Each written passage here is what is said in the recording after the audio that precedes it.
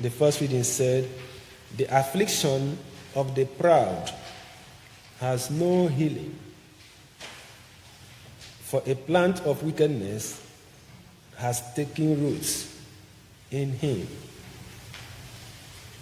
The affliction of the proud. So pride before God is like a malady, it's like a sickness that goes deep.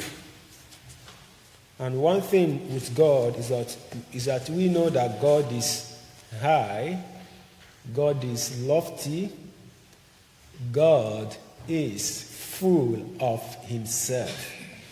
Because he needed no one to exist, he existed by himself. And you know that God had existed before he created mankind. So he also existed before he created the heavens, before he made the angels. This is God. So plus me, minus me, God remains God. One of the prayers in one of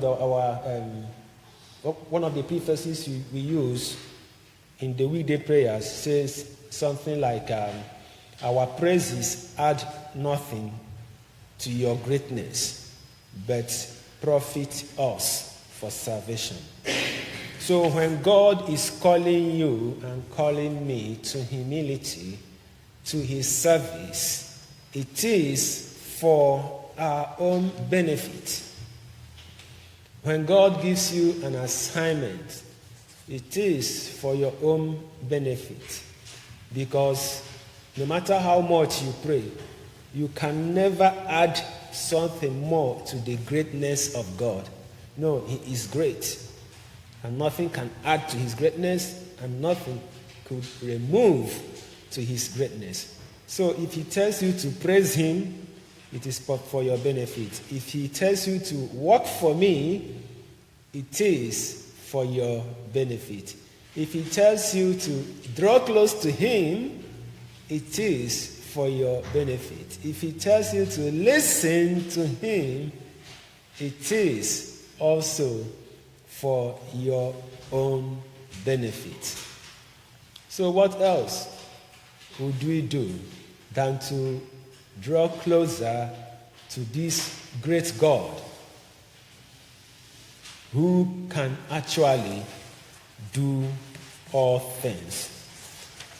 And from the gospel also, we see that even God himself resists the proud. God resists the proud. Let us try to humble ourselves. Have you ever, maybe the church is calling for volunteers, for instance, have you ever felt like, no, I don't want to join that, I don't want to volunteer because I am rich? That's pride. That's pride.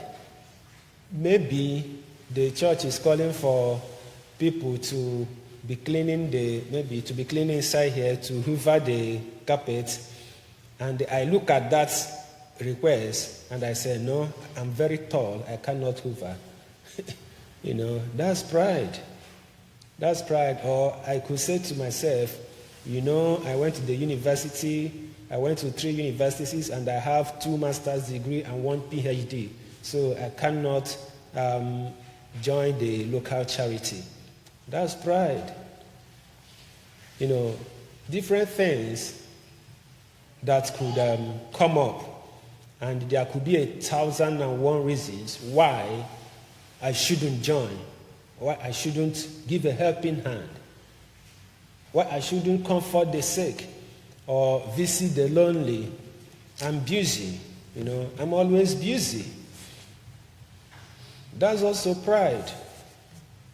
When you humble yourself, you discover that no matter how busy you are, you would have time for God. You would have time to attend to the less privileged, to the lonely, to the sick. So, dear friends, let us ask the Lord for a change of heart, that we may continue to become more and more like Jesus. One song that came to my mind when I was reflecting on this reading says, "You are God from beginning till the end. There is no place for argument. You are God all by yourself. You are God from beginning till the end. There's no place for argument. You are God all by yourself." So remember it. Remember this always. That plus me, minus me. God is God. But when I draw closer to him, it is for my own benefit, my own good, and for my own well-being. May the grace of the Lord continue to sustain us